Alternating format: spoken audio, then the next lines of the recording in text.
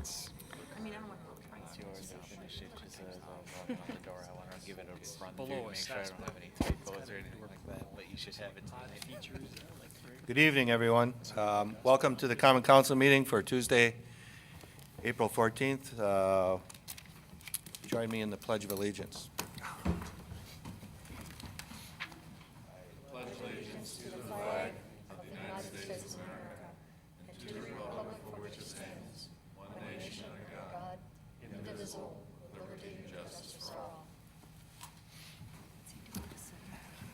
Roll call. Alderman Strelchuk, I am here. Alderman Pouquet, Here. Alderman Meyer, Here. Alderman Lashinsky, Here. Alderman Garrow, Here. Alderman Hawkins, Alderman Nurbin, Here. Alderman Adams, Here. Mayor Abendroth. Here. We have everyone here and we have a quorum. We have 3 public hearings this evening. The first public hearing is Resolution 3278, final resolution levying special assessments against benefited property owners, Wauwatosa Road Sanitary Sewer Extension. Recommendation forthcoming from Public Works Committee. I need a motion to go into public hearing. So moved. Second. Motion and second to go into public hearing. All those in favor say aye. Aye. Any opposed? We are now in public hearing.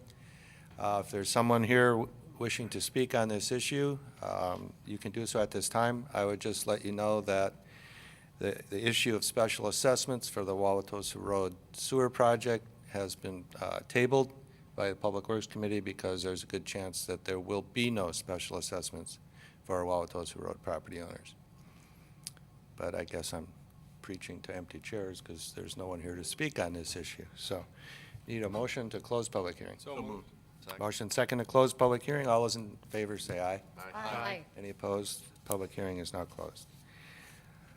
Resolution 1444, this is an ordinance. Ordinance 1444, a request by Lumen Christi to amend the City of Mequon zoning map from R4 residential 3/4 acre to IPS institutional public service, and a land use plan map amendment from residential to institutional for the property located at 2640 West Mequon Road to allow for an expansion of the existing religious institution Lumen Christi, located at 2700 West Mequon Road.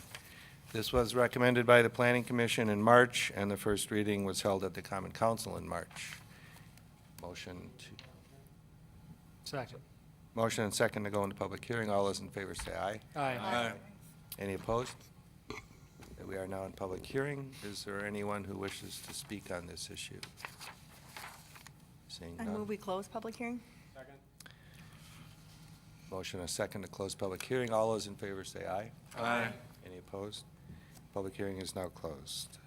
Ordinance 1445, text amendment to the City of Mequon, Chapter 58 of the zoning code related to the maximum size of accessory structures and the overall lot coverage in residential zoning districts.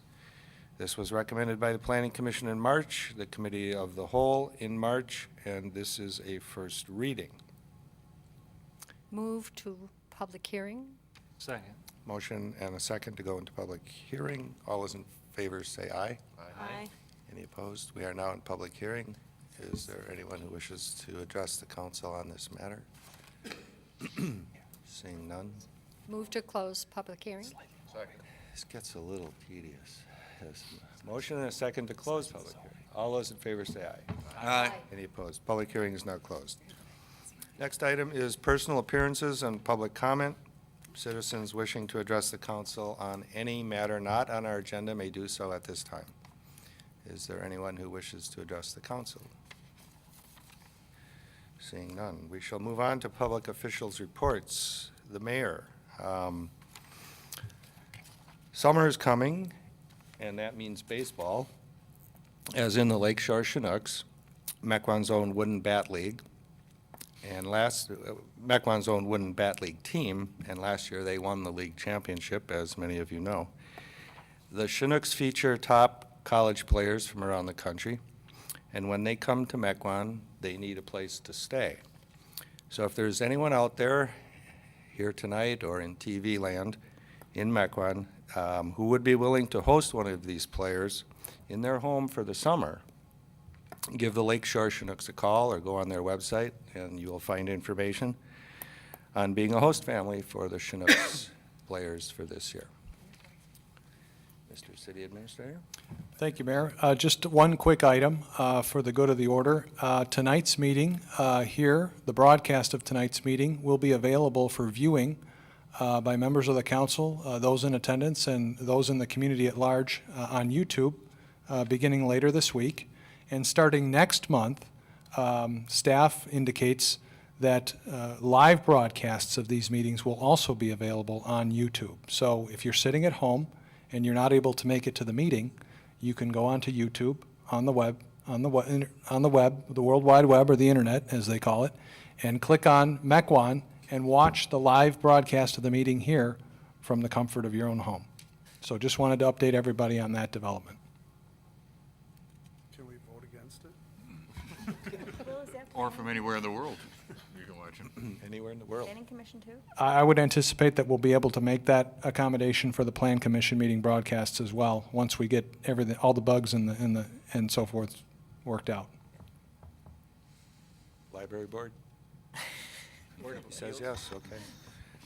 That concludes my report. Thank you. Moving on to the consent agenda. The consent agenda consists of Common Council minutes from March, Architectural Board minutes from February, Permits and Inspections report for February and March, Finance Personnel minutes from February, Fire Department report for February and March, Opitz Cemetery Board meeting minutes of June 2014, Municipal Water Utility Commission minutes of January, Planning Commission minutes of February, Police and Fire Commission minutes of January, Public Safety Committee minutes of February, Public Welfare minutes of February, Public Works minutes of January and February, Sewer Utility District Commission minutes of January, Zoning Enforcement and Site Compliance reports through April of 2015, Resolution 3287, Sewer Metering Policy for Commercial Billing of Sanitary Sewer Accounts. This was recommended by the Sewer Utility District Commission in March. Resolution 3297, approving the development agreement for Newman Companies, a 111-lot single-family subdivision immediately south of the Brighton Ridge and Knightsbridge subdivisions between Swan Road and Wauwatosa Road. This is the school district property. Recommendation was made by the Planning Commission last night. Resolution 3298, approving an amendment to a development agreement between the City of Mequon and Wired Schaefer LLC, Mequon Town Center LLC, and Mequon Town Center 1 Incorporated. This was recommended by the Finance Personnel Committee this evening. And Resolution 3299, approving a certified survey map for property at 139 Cedar Valley Drive in the town of Cedarburg, under the state plating requirements in the City of Mequon's extraterritorial jurisdiction. This was recommended by the Planning Commission last evening. And Resolution 3300, Donges Bay Gorge Bridge Project bid rejection. Recommendation is forthcoming from Public Works. We voted to reject it. Okay, and that was approved by Public Works. And that is the consent agenda. Mayor, I'd like to remove 3298 from the consent agenda. Okay, is there a motion? As a motion. Is there a motion for the entire consent agenda? We'll take Take a motion for move approval. motion and a second to approve the consent agenda absent item Q. Discussion. All those in favor say aye. Aye. Any opposed? The consent agenda is adopted, except for item Q. Alderman Meyer. I'm going to vote in favor of this, but the only reason why that I'm asking maybe a little clarification from Kim what's happening, because I've had some inquiries from residents and what is happening with the project, and this is probably a good opportunity to do that, and then they can check on YouTube on Thursday to check in on it. Good evening, Council. Thank you, Mayor. Alderman Meyer. The amendment addresses definition of phases. The project was defined by 2 phases. The initial phase included the restaurant on the corner and excluded what we call the south building, which is the 2-story office and service building that's located on Mequon Road. So we're modifying the definition of Phase 1 and Phase 2. Phase 1 completion is expected as of November of this year, which includes landscaping, so finished, greenery. And Phase 2, which is then just the restaurant building on the corner, is expected to be completed for construction purposes by February of 2016. However, the development agreement does require that for valuation purposes, the completion of the restaurant building is considered as of December 31st of this year. Despite the fact that physical construction of Phase 1 isn't yet complete, the development agreement previously did require for valuation purposes that Phase 1 was deemed complete as of January 1st of this year. So the good news for the TIF in both phases is that we're getting increment generated for the TIF district, both for 15 and 16. It will be deemed complete in its entirety as of January 1st, 2016. I think they're doing quite well on occupancy, both from a commercial standpoint. There's been a couple articles out recently about the tenant mix, and I think they're doing quite well on leasing the residential units as well. Move approval. Second. Motion and a second to approve Resolution 3298. All those in favor say aye. Aye. Any opposed? And that is adopted. Thank you, Kim. Moving Mr. on. Mayor? Yes, sir. I might suggest that we maybe do a motion to reconsider with respect to item P. I note that we have a representative from Newman Companies that are here. They had called me this morning. We talked quite extensively. They did have some concerns with the developers agreement that they wanted to talk about. And if we wanted to hear from them and do that, the course of order would be that we would move to reconsider first and then actually do that reconsideration after we had some action. So there would be 2 votes if we wanted to do that at this point. Can I ask you a question about your, if these are new things, or isn't this something that should go back to the planning commission, because we're not the planning commission? I mean, is it switching it up major to an extent that maybe the planning commission should be reviewing it, not us? They were issues that were raised at the Plan Commission yesterday, I understand, at which point they were told that it was really a council issue that needed to be discussed. And so Plan Commission, I understand, kind of punted on the issues and just suggested that they be raised tonight instead. That's Obviously, I unusual. wasn't there, so I don't know for sure that that's the case, but that's at least what the representatives from Newman represented to me. Maybe Kim should. 2 of us were there last night. Mr. Newman, would you like to address the council? We need to vote to reconsider. Not at this time, I don't think. No, not yet. If we want to take action, we have to. Well, let's listen to what he. Sure, thank you. Quite honestly, I wasn't sure where in the agenda I should bring this topic up, and given that we're on the consent agenda, I wasn't exactly sure when the right time would be. So hopefully we can just discuss this, and then, as I understand it, it's already approved as is. But I wanted to raise an issue that we actually had 3 years ago here when we did a development project. It's now coming up in a much more substantial way because it's a 111 lot community. What was discussed last night at the Plan Commission, there was a clause, a condition in the staff report for the approval of the preliminary plat and the development agreement related to the stormwater requirements here in the city, specifically related to the financial guarantee. And the financial guarantee is that you have to pledge a letter of credit or cash for $4,000 per home site for 5 years to make sure that the stormwater ponds are functioning as designed. And with a 111 home site community, that would mean effectively we have $444,000 tied up for 5 years to make sure that the stormwater facilities function. The reality is there's all sorts of protections in place for the municipality as well as for the homeowners that make sure that stormwater ponds function separate from this financial guarantee. We've done work in over 25 communities in southeastern Wisconsin, about 10 communities in the Madison area, and we've never once had some requirement like this. We actually objected to it in 2012, and we're told that there'd be some discussion about it further, and now that we have a bigger community, of course, it's a much larger discussion point.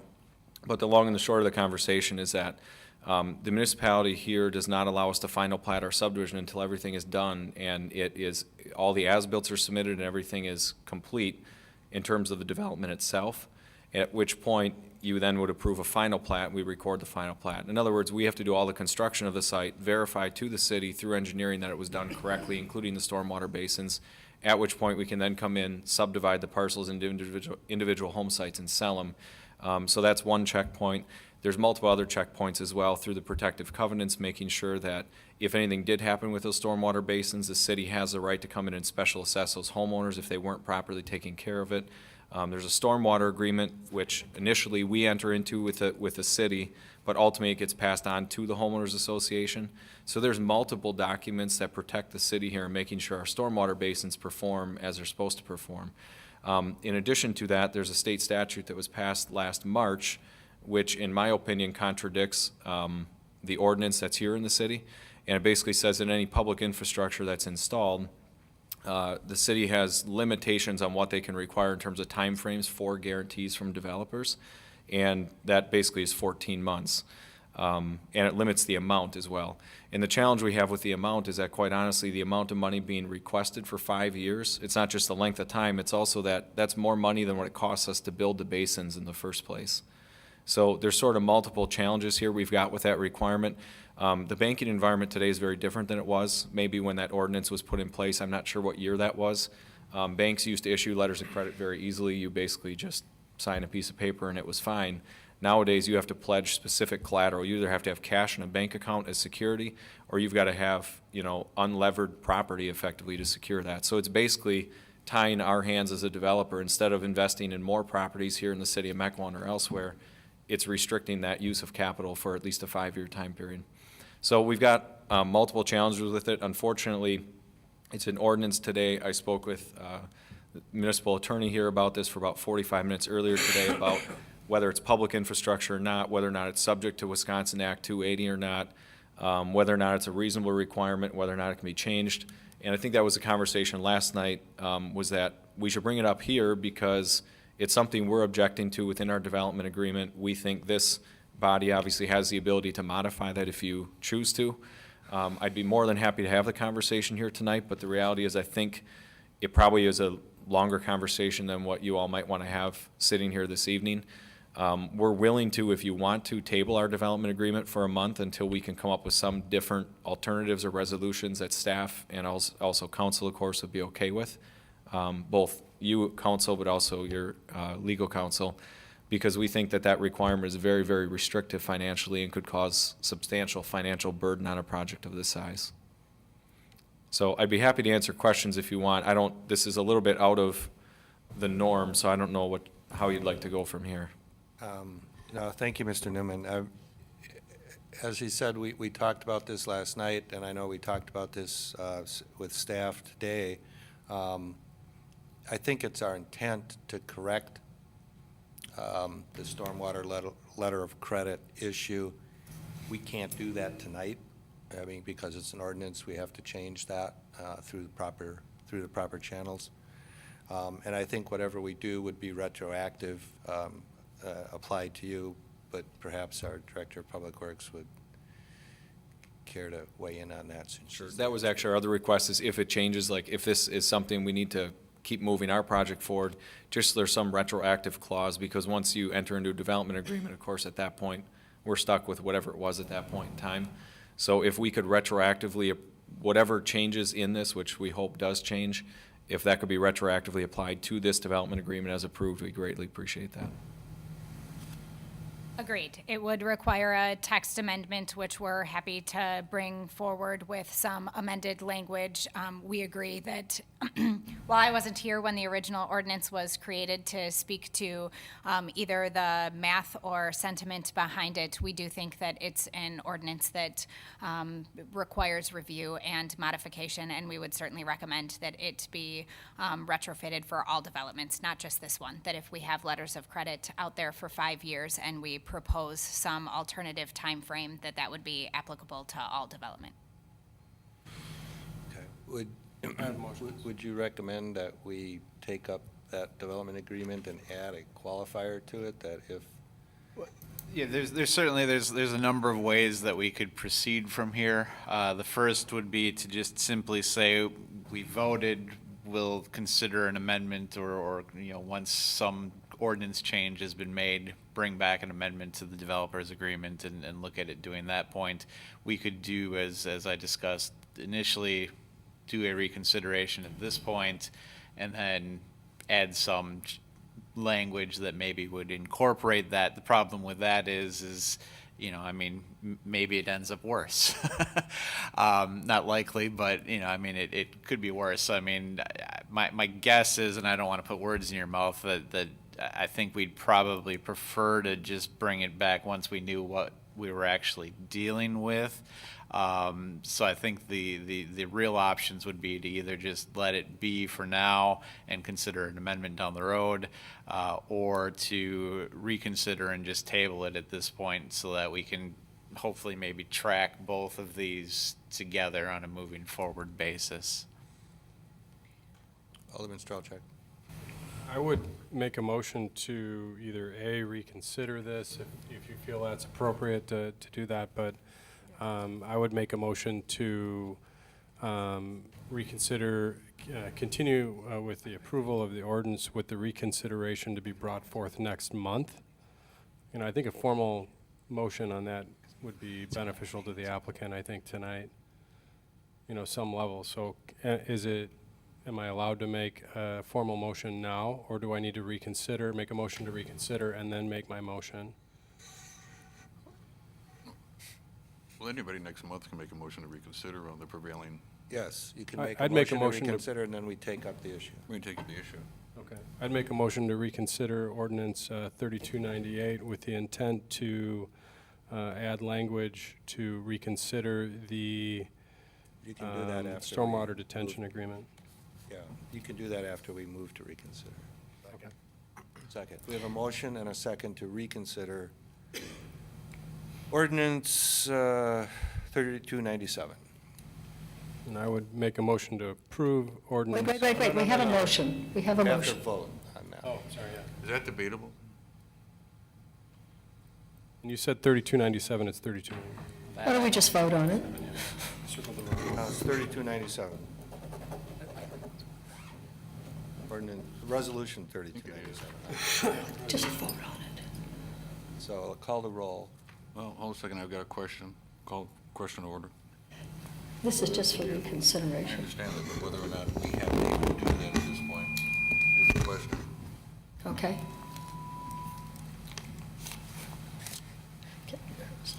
Call the roll. Alderman Strelchak, I've got a point of order. What is it?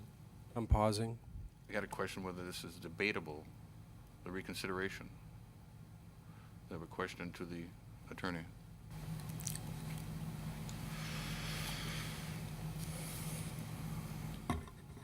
While we're waiting, Looks like it is debatable. okay.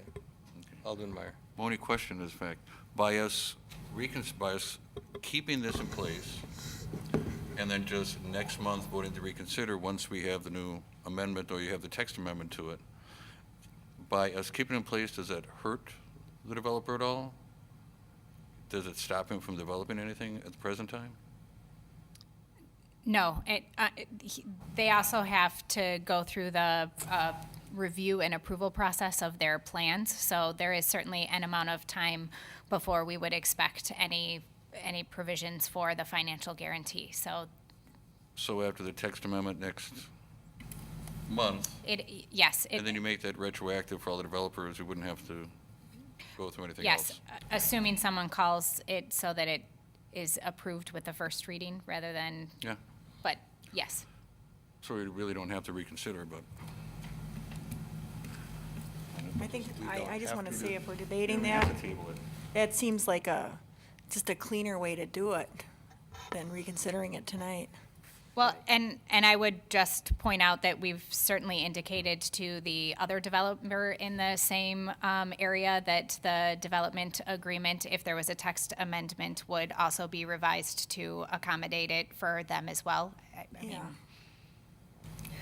We're okay with it either way. So to make this easy, we're pretty easy to work with here. So if you'd prefer to do it that way, that's fine. If you want to reconsider it, that's fine. I think ultimately, what I was hoping to get across here tonight is that we've got a pretty major challenge with that ordinance. We're requesting to modify it, so we don't have to get into the debate of whether it's subject to Act 280 or not, which was done last year. We're certainly willing to work with staff on this over the next 30 days, bring something back, and I understand if you're all in agreement it's going to be retroactively applied, that's fine with us, in which case we can drop it here. I could remove my motion so we don't have to vote. Excuse me? I can remove my motion so we do not have to vote if you would prefer. Okay.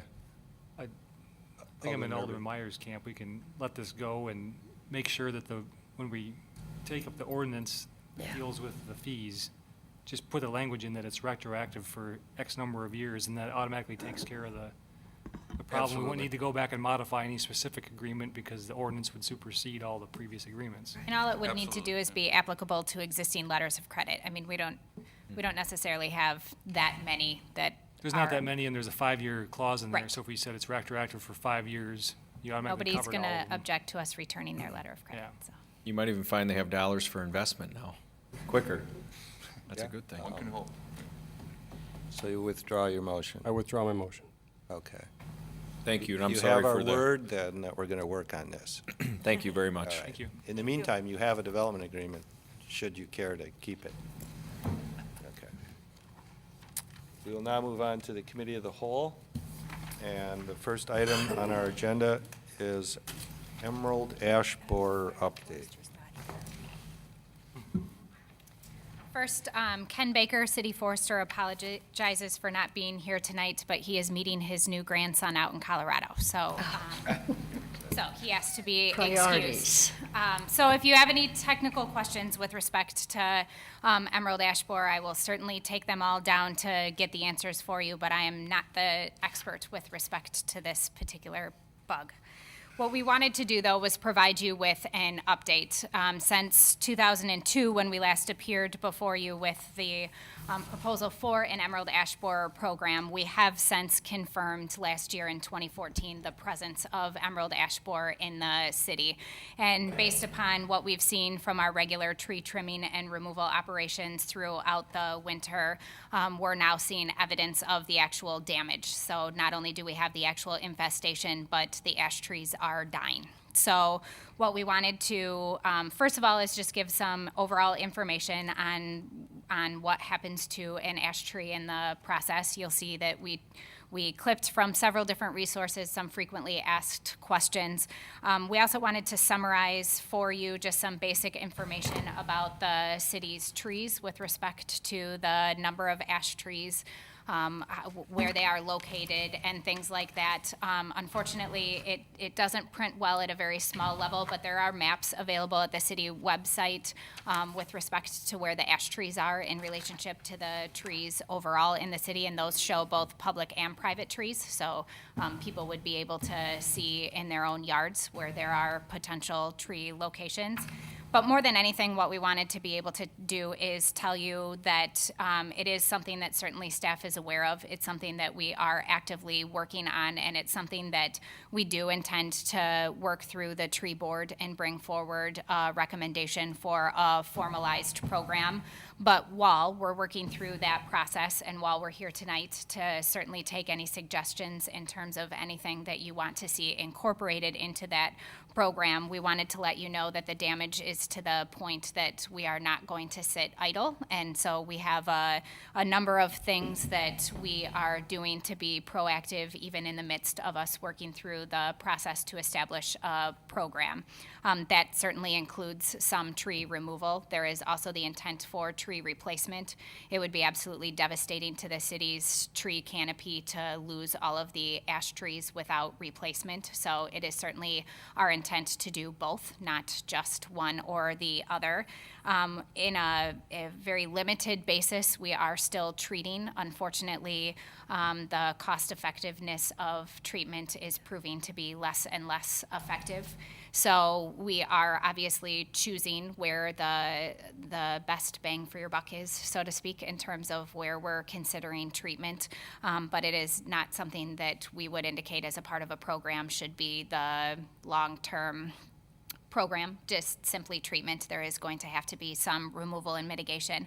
And more than anything, we understand that with this issue, as with many others, that the most important thing is going to be public education and outreach. So we have many levels of ideas in terms of what we can do to provide information on the city's website, to provide information at City Hall, to reach out to homeowners associations and neighborhoods where we can see from mapping a large incidence of ash trees and provide them with information in terms of what they need to do. Certainly encourage collaborative efforts. There's no question that neighbors working together, homeowners associations working on behalf of their residents can certainly take advantage of some cost-effective procedures. And certainly once the city has a program in place as well, providing the contacts that we're using for either removal or replacement, provide those contacts to the residents as well, so that ideally they can also take advantage of the city's cost effectiveness. Most immediately, we are proposing the removal of some trees along the road program. We'll have a public information meeting before we do anything to notify all of the people associated with the road program so that they can understand how they are affected and what our intent is, both for the removal and, again, the replacement of the ash trees that would have to be removed. With that, I don't necessarily want to take up all of the time speaking, so I'd be happy to answer any questions, and if not, just understand that, again, we're working through, or we will work through the tree board to come back with another recommendation for a formal EAB program. Anybody have any questions? Alderman Meyer? Interesting enough, I was just listening to a program on that the other day, and while treatment works is very expensive, and so used on a limited basis, but also the fact of clearing in areas where if one is infected and trying to clear out a large area around that is ineffective. And they did recommended the same things that you are to the infected ones to take out and then replace, but not do massive clearing when one is infected inside of the area. Well, and certainly to that point, yes. I mean, I provided you with some, information and statistics in here, and, with the sheer number of ash trees that we're dealing with, two things. We certainly wouldn't ever recommend mass removal of all of them in any short amount of time. What we're proposing and what we will formalize through the tree board and a program is certainly where we see the damage, starting with those trees and kind of taking advantage of the operations that we have with our drainage for, road program to come in at that same time to do that. But you're right, we're not looking to come in and mass remove all of the ash trees in the city.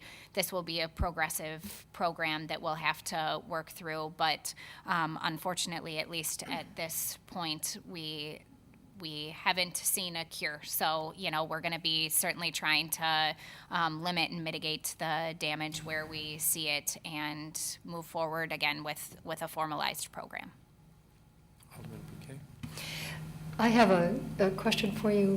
The city has had a program that they've offered residents to remove ash trees that are in the right-of-way.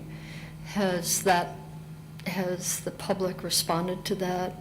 Yes, we do have a list of trees yet that people actually participated in that. Understanding normally most of our removal operations happen during the winter. It's, the best way to get on to a property with a limited amount of damage and remove the tree. So we do have a number already on the list of residents that have taken advantage of that program, and will continue to offer that program, acknowledging that obviously it's the city's, certainly responsibility in terms of not only stormwater management and other quality efforts with respect to the trees, to, as we complete the removal, to also complete replacement. My real question is how responsive the public has been to that, because I participated in that program last spring. And I think that went up. And I apologize, Ken would have the exact number. We're seeing a couple dozen a year of people willing to participate. It's not been an overly popular program, I guess, which is good from the ability of staff to keep up with it then. But, certainly not from, the sheer number of removals and replacements that we've They had. did a great job at my place doing that. What tools will be available to residents and homeowners associations for this? Do you have any recommendations or thoughts on that?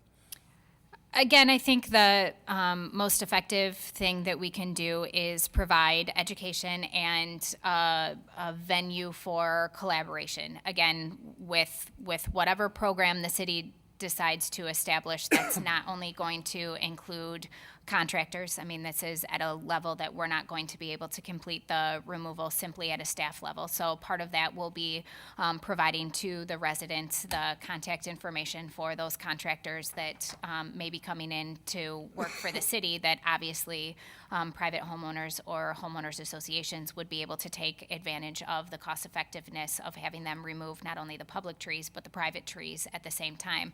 And certainly the same thing with replacement. Once a program is established and progresses, we're going to be looking at tree replacement in excess of what our nursery can handle. And frankly, in terms of effectiveness, should be a different type of tree.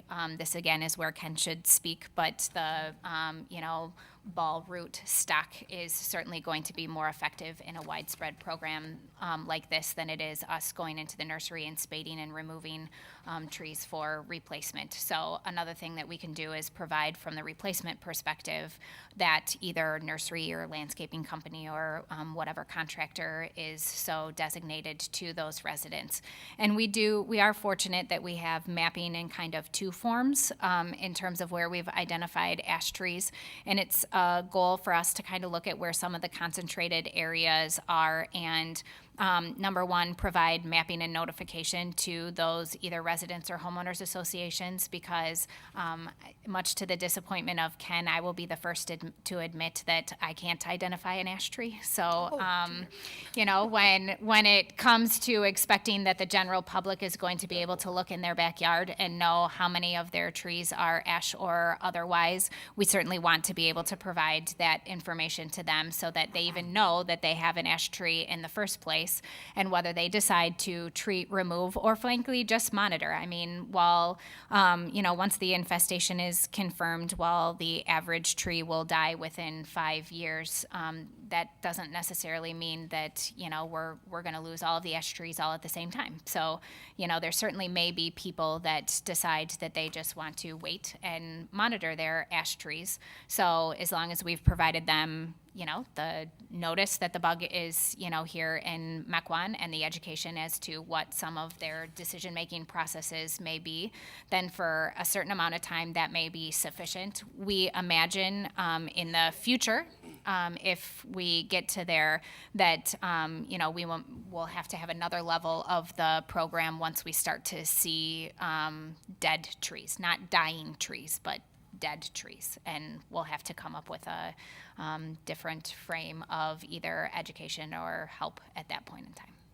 Because as we evaluate, development programs, we look at the landscape and we look at some of those other things, and that's just, as these neighborhoods have trees that they're treating, mine in specific is treating, I think, a few ash trees every year, and we're paying a private tree contractor to come in and do that. But that expense is getting to the point where that cost is going up. It's getting burdensome to the homeowners, and that in the long run affects the values of our homes, because we've got to continually invest in some trees that are really at high risk of dying. So understanding what that outlay is, my neighborhood being one example, would be really beneficial. Like what type of replacement, what's available, what are the programs in place, and I would be surprised if my neighborhood wouldn't want to participate in something if it was available, just as any other neighborhood would. I should have noted when you mentioned development in specific subdivisions that the one thing the city has been proactive with for years is diversification of the tree stock. So we haven't planted ash trees in a significant number of years, and as additional developments come forward and provide landscaping plans, they're not only required to provide a diversification in stock, but no more ash trees. So. Alderman Adams. Kristen, you're doing a great job in Ken's place, considering you can't identify an ash tree. Right, yes. This has been before the tree board for years, and I don't think we've ever put an ash tree in a subdivision that we've been involved in since 1994. So this is more of the older neighborhoods that are going to have to deal with this on there. And the city is paying for the street trees and partnering. But when it does for private property, I believe, just to be clear, you're offering some recommendations to go with that might save them some money. But that's all we can do. We're not getting involved in private property financially. I do want to tell, private homeowners, what Ken told me years ago is that you're better off cutting these things down while they're still alive, because if you wait until they're dead, they just splinter everywhere. It's just the nature of the tree. It just comes apart, every branch on you, and it's a lot more work to clean up. And unfortunately, the tree board is convinced it's going to affect all the ash trees, and we've been watching it coming like a bad storm for the last 12, 15 years, and, been talking about it and trying to get money from the city to get started. But Ken's done a great job, and I know that the big question was to treat or to cut, and we got the numbers from Ken about 2 years ago, and we have experts on that tree board. They run their own landscaping services, et cetera. And when we looked at the numbers, it was clear to treat the trees. Oh my gosh, it would be so much money down the road to save every single ash tree, and that's not even a for sure thing. So I'm glad that you made this presentation. I think you did a great job. I know the tree board's meeting April 22nd. If anyone's interested in coming, you're always welcome. With respect to budget, I should also note that staff is actively applying for grants in association with this. You might imagine that so are a lot of other communities. But the city of Mequon is certainly unique in its density of ash trees. So that makes us a great case for grants, not quite as great of a case in terms of what we have lying ahead of us, but we're certainly looking for other resources. We had a great partnership with Mequon Nature Preserve, and Kristen Geese in particular is offering to assist us with a supplement to our tree inventory in terms of providing us with horticultural students and things like that. So, not just the tree board, but we're, happy to have other partnerships as well that are willing to assist the city as we move forward. Any other questions? All right, we move on to Wauwatosa Road Sanitary Sewer Expansion Special Assessment. Yes, the tides have turned since last month when we sat before you. As you know, that in March, we requested the approval of initial resolution with intent to special assess for the city-led project for an extension of sewer down Wauwatosa Road to serve the central growth area. Since last meeting, we went through the process of sending out the city engineer's report to all of the affected properties. You obviously were a part of the public hearing earlier tonight. In the midst of that, we did receive a request from the developers who are in control of 240 of the 275 acres of the special assessment district, with their request to reconsider providing a developer build and contribute model. And to be honest, I'm not sure we're ready tonight to actually debate that. What we're here tonight to do is, with respect to the two resolutions, is request that they be tabled so that we can work with the developers to come back in May with a recommendation.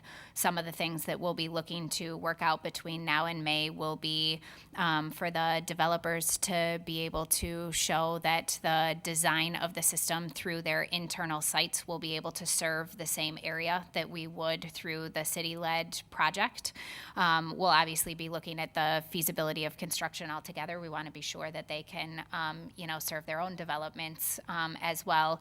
And we certainly want to know that both they as they as developers and the property owners understand that this means that everything will have to develop from downstream to upstream. You'll recall that was one of the major things 14 months ago when we didn't have any developers involved, and we were still looking at just trying to provide service to the whole area at the same time. That certainly all of the development and going through the site is dependent on the most downstream locations. So we certainly want verification from all of them that they are fine in moving forward with respect to that. And then certainly we'll look, much as we discussed tonight, in terms of whether or not that would require any modifications to any approvals for the development that are already in place. There certainly are some advantages to the developer build and contribute model. Certainly for affected property owners, the advantage is that there is no special assessment. So those controlling the other 35 acres outside of the development would be provided sanitary sewer service at no cost. And in addition, it would put less pipe in the ground, so the route of installation would be shorter than what would be required as a part of the city project. So as we experienced last week in the large wet weather events, there would be less likeliness for inflow and infiltration into the system, less linear footage to have to maintain, and the developer would be in control of the project to install and not require staff time associated with it. So this, more than anything, was to kind of walk you through what has happened. Oh, and the borrowing then has been postponed to May as well. You may recall that this was going to be borrowed for as a part of the road program as well, and given the uncertainty as to whether or not we would move forward with it as a city-led project, we at this time have postponed the borrowing, and again, obviously we'll come forward with the recommendation in May as to whether to proceed with that or not. Are there any questions? Would it be appropriate, since the only members of the public that are here tonight are those gentlemen from the two developments, to bring up those two resolutions and act on them? Seems appropriate. Need someone to suspend the Do that rules? as committee of the whole. Reconvene. Pardon? Do you have to reconvene as common council first? Yes, we do. Okay. Okay. Have to suspend the rules. Take the- Seeing no more questions, we will reconvene as a common council, and I would entertain a motion to suspend the rules to take up resolutions 3278 and 3290. So moved. Second. Motion and a second. Move to table per Roll call. staff's request. We got to vote on that. That's what he's just. Alderman Strelchak, Yes. Alderman Pouquet, Yes. Alderman Meyer, Aye. Alderman Lachinsky, Aye. Alderman Garrow, Aye. Hawkins, Alderman Nurbin. Aye. Alderman Adams. Aye. And the rules are suspended. We're going to take up Resolution 3278, final resolution levying special assessments against benefited property, Wauwatosa Road sanitary sewer extension. Recommendation forthcoming from Public Works. We recommended tabling, They recommended that we table. and I'll motion to table. Motion and a second to table. Call the roll. Alderman Pouquet, Aye. Alderman Meyer, Aye. Alderman Lashinsky. Alderman Garrow. Aye. Alderman Hawkins. Aye. Alderman Nerben. Aye. Alderman Adams. Aye. And Alderman Strelchek. Aye. 8-0, and that resolution is tabled. Resolution 3290, Wauwatosa Road Sanitary Sewer Extension Contract Award. Move to table. Second. Sorry about the sound system tonight. but Not an expert. Motion and a second to table. Call the roll. Alderman Meyer. Aye. Alderman Lashinsky. Aye. Alderman Garrow. Aye. Alderman Hawkins. Aye. Alderman Nerben. Aye. Alderman Adams. Aye. Alderman Strelchek. Aye. Alderman Pouquet. Aye. And that resolution is tabled. What a night. I trust that's what you're looking for. You're welcome. Thank you for your patience. We'll return to our agenda, and we have ordinances. Ordinance 1441, an ordinance creating Section 1432 of the Mequon Code of Ordinances regarding reserve Class B liquor licenses. This was recommended by finance personnel in March. First reading was at the council in March. In case you're wondering what this does, Class B liquor licenses cost $500, and when you run out, the state requires you to charge $10,000 for a Class B liquor license. And so we will do that, but then we will rebate $9,500 back to the applicant. Looking for a motion. Move to approve. Or a second. We have a motion and a second to approve. Is there any discussion? Quick question. Alderman Lashinsky. Class A. What does a Class A license buy you? Class A license is for liquor stores that are not, is not being consumed on premises. Thank you. That's what I want to know. I didn't know if there was any overlap between the Class B and Class A. Thank you. Call the roll. Alderman Meyer. Aye. Alderman Lashinsky. Aye. Alderman Garrow. Aye. Alderman Hawkins. Aye. Alderman Nerben. Aye. Alderman Adams. Aye. Alderman Strelchek. Aye. Alderman Pouquet. Aye. 8-0, and that ordinance is adopted. Ordinance 1444, a request by Lumen Christie to amend the City of Mequon zoning map from R4 residential to IPS, institutional public service, and a land use plan map amendment from residential to institutional for the property located at 2640 West Mequon Road to allow for an expansion of the existing religious institution located at 2700 West Mequon Road.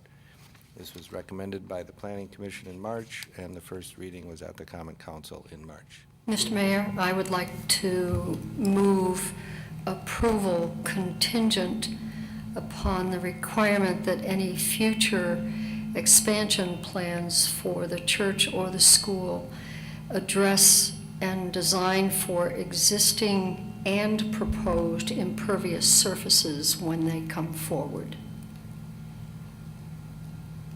Second? I'll second. We have a motion and a second. I'd like to explain. This is in an area where we have a great deal of drainage issues, and the rather large site that the church owns has a large drainage ditch through it, which causes some issues off-site as well.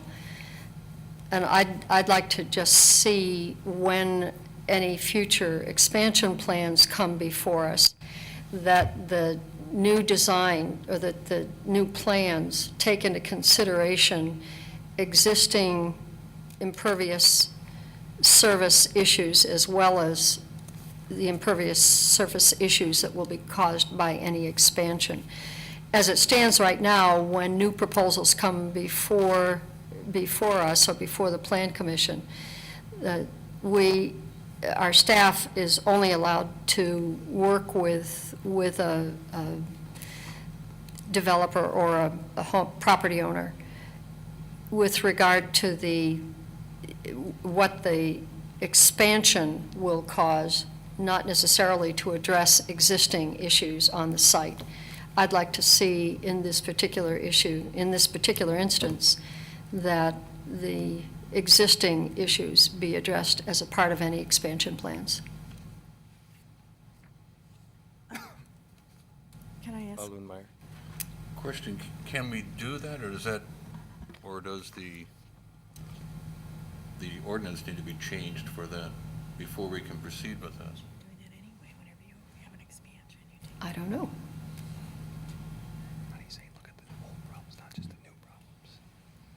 The action tonight is a rezoning for the parcel that's being added to the campus. But there was a building and site plan approval for that particular property as well to allow for the expansion of the parking lot, landscaping, stormwater management, et cetera. And that building and site plan approval did impact some of the property on the existing campus because of drive aisles and maneuvering. I think your condition for your rezoning needs to indicate that the building and site plan approval addresses this particular issue. So it's not, it's a condition of a rezoning in terms of affecting the building and site plan approvals.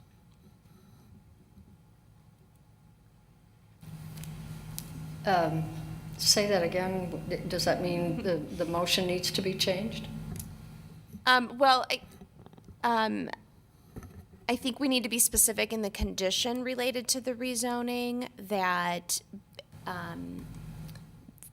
the approval from the building and site plan application related to this zoning project. That's already been approved. Yes, but that it take into consideration those future. I'm really interested, the site plan for the parking lot has already been reviewed and approved. Correct, and it addresses. And that has taken into drainage. account any impervious surface that is going to be created by that parking lot. And I understand that's already approved. My concern is, I know that Lumen Christi is going to come back to the city, looking to expand the school, and they will be bringing new plans before us. I'd like to see those new plans addressing the impervious surfaces that exist, as well as anything new that they're going to build. So it's the future plans coming back to us that So the I'm rezoning concerned about. condition would indicate that future building and site plan approvals by planning commission take into consideration not only future but existing impervious surfaces. That's what I meant. So it's a condition at the time of this rezoning, kind of a teeing up or That in queuing the up the future planning you consider. commission, that's the council's expectation at the time of any future expansions. Yes. I would assume that when we take up their expansion plans, those plans are going to be on their existing site. Right. So drainage will be reviewed for the entire existing site as part of that proposal. Well, but the stormwater ordinance only requires stormwater facilities for increases in impervious surface, not for any existing impervious surface. And the original installation of any of the facilities were prior to any stormwater requirements that the city had in place. Okay. They're probably going to replace everything, but, okay. I understand what we're being asked to do. What engineering is being asked to do. Right? Okay. Alderman Adams. Well, maybe that answered the question I was going to ask, but typically, when we do approve, like if this was a business and they added something, we'd make them fix any old code violations at that time to put their new thing up. Am I correct?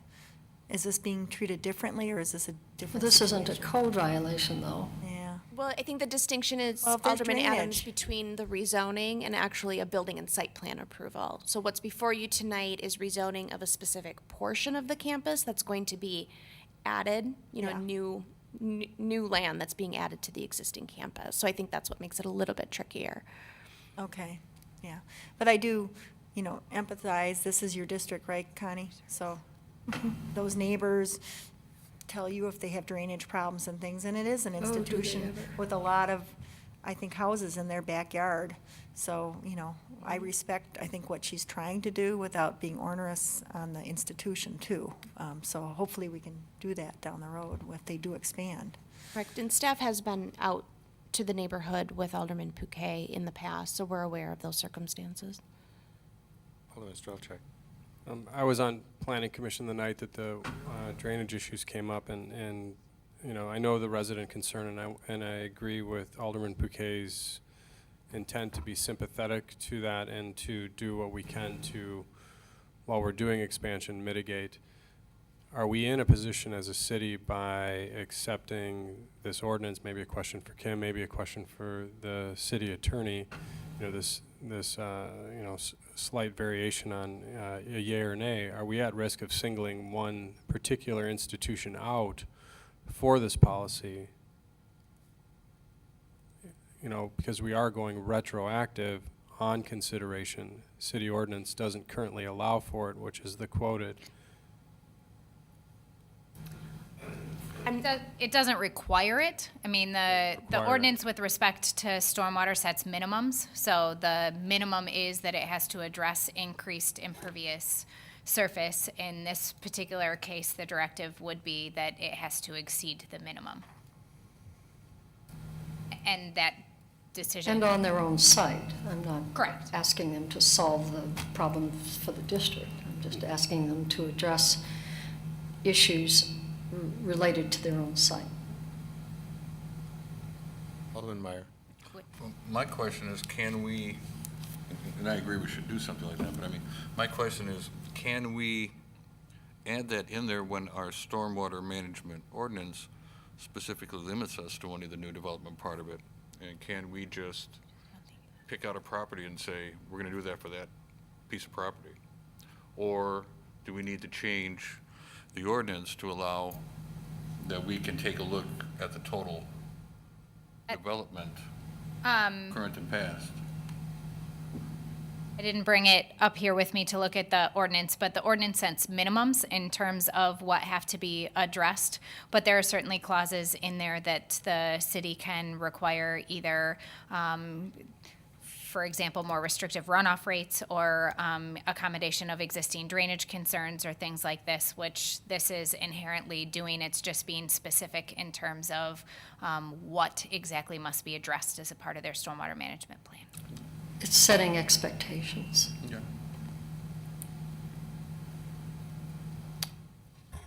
Are you ready to vote? Call the roll. Alderman Lizinski, Aye.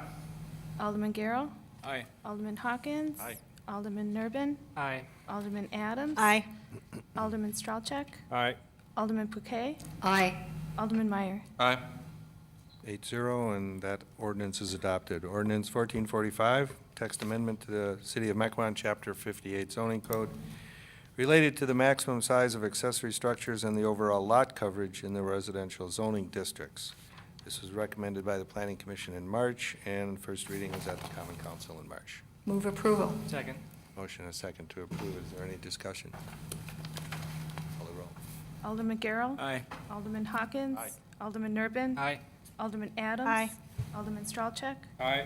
Alderman Pouquet, Aye. Alderman Meyer, Aye. Alderman Lizinski.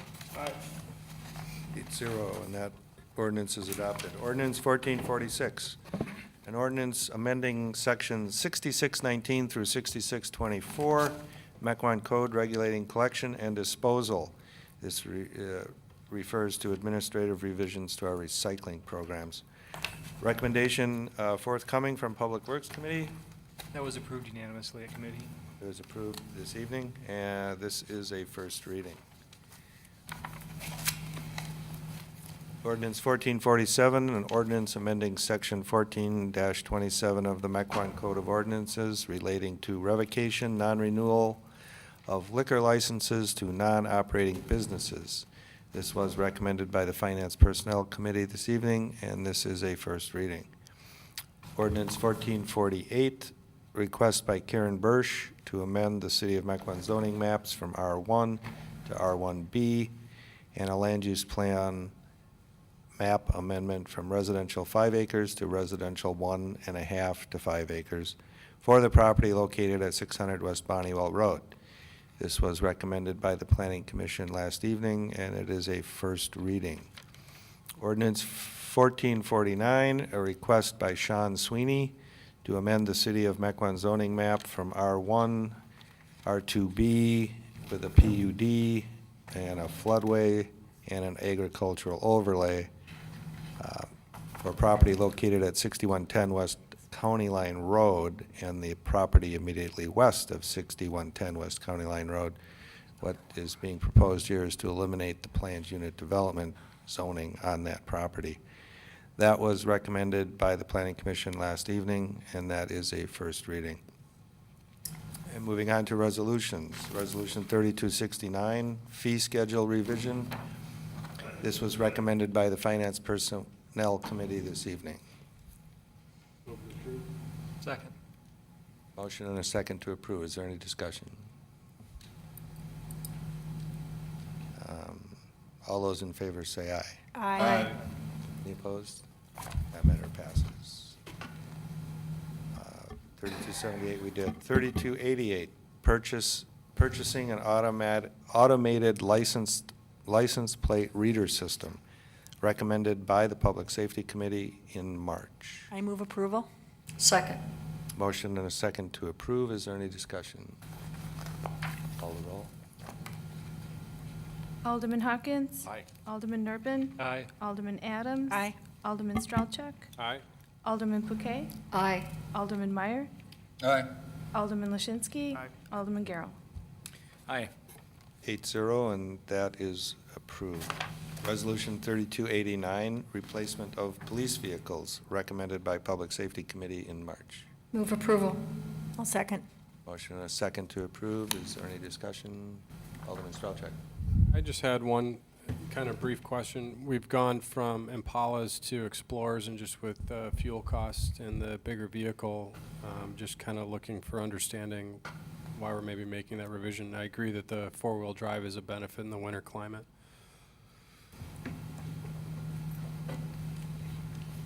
These are not for the marked everyday police cars, the SUVs that we're proposing tonight, but they do get about 17, 18 miles to the gallon, whereas the Impalas get about 20 or so, so it's not real far off.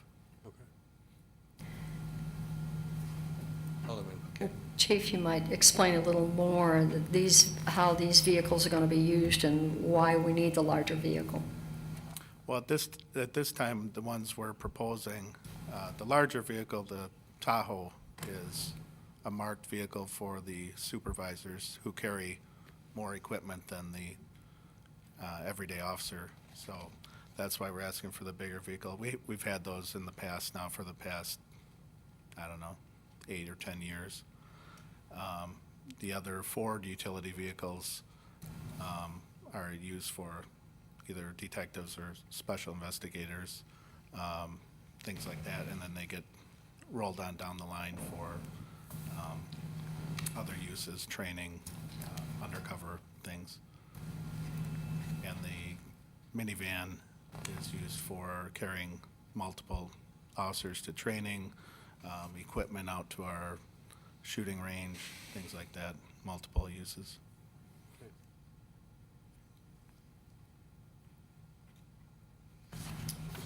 Any other questions? Call the roll. Alderman Nurbin. Aye. Alderman Adams. Aye. Alderman Strelchuk. Aye. Alderman Pouquet. Aye. Alderman Meyer. Aye. Alderman Lashinsky. Garrow. Aye. Alderman Hawkins. 8-0, and that is adopted. Resolution 3291, the 2015 crack ceiling contract award, recommendation forthcoming from Public Works. Crack ceiling contract was recommended by the committee. Thank you. Move to approve. Motion and a second to approve. Any discussion? Call the roll. Alderman Adams. Aye. Alderman Strelchuk. Aye. Alderman Pouquet. Aye. Alderman Meyer. Aye. Alderman Lashinsky. Aye. Alderman Garrow. Aye. Alderman Hawkins. Aye. Alderman Nurbin. Aye. 8-0, and that is approved. Resolution 3293, Ozaki Interurban Trail Relocation Construction Contract Award. Recommendation forthcoming. The committee did recommend that as well. Thank you. Motion? So moved. Second. Motion and second to approve. Is there any discussion? Been waiting quite a while for that. Call the roll. Alderman Strelchak, Aye. Alderman Pouquet, Aye. Alderman Meyer, Aye. Alderman Lashinsky, Aye. Alderman Garrow, Aye. Alderman Hawkins, Alderman Nurbin, Aye. Alderman Adams. Aye. 8-0, and that is approved. Resolution 3294, the 2015 Sanitary Sewer Capital Projects, recommended by the Sewer Utility District Commission in March. Move approval. Second. Motion and a second to approve. Is there any discussion? Alderman Pouquet, Aye. Alderman Meyer. Aye. Alderman Lashinsky. Aye. Alderman Garrow. Aye. Alderman Hawkins. Aye. Alderman Nurbin. Aye. Alderman Adams. Alderman Strelchak. Aye. 8-0, and that is approved. Resolution 3296, a resolution opposing the elimination of the personal property tax and computer-aided payments to local governments. This was recommended by the Finance Personnel Committee this evening. Move for approval. Second. Motion is second to approve. Is there any discussion? Just quickly, I'd like to point out that we're not necessarily opposing the elimination of the personal property tax, but we're opposing the financial impact it has to the city, which is actually quite negative, comes out to around $327,000 of impact. We're certainly not the worst, or the most affected community in the area. There's a couple other ones that are hit even harder, but it's a burden on our budget, and that's what we're opposing. Right. We want our elected officials and state government to be aware of the impact on our city. All those in favor say aye. Aye. Opposed? And that resolution is adopted. We have no specified unfinished business, no petitions, memorials, remonstrances, or communications, no specified miscellaneous new business, but we will go into closed session pursuant to Section 19.85, paren 1, paren E, Wisconsin State Statutes, deliberating or negotiating the purchasing of public properties, the investing of public funds, or conducting other specified public business whenever competitive or bargaining reasons require a closed session, addressing potential terms and strategies for land sale. Need a motion to go into closed session. So moved. Second. Motion and a second. Call the roll. Alderman Lashinsky. Aye. Alderman Garrow. Aye. Alderman Hawkins. Aye. Alderman Nurbin. Aye. Alderman Adams. Aye. Alderman Strelchak. Aye. Alderman Pouquet. Aye. Alderman Meyer. Aye. 8-0, and we'll now go into closed session, and we will not be coming back this evening.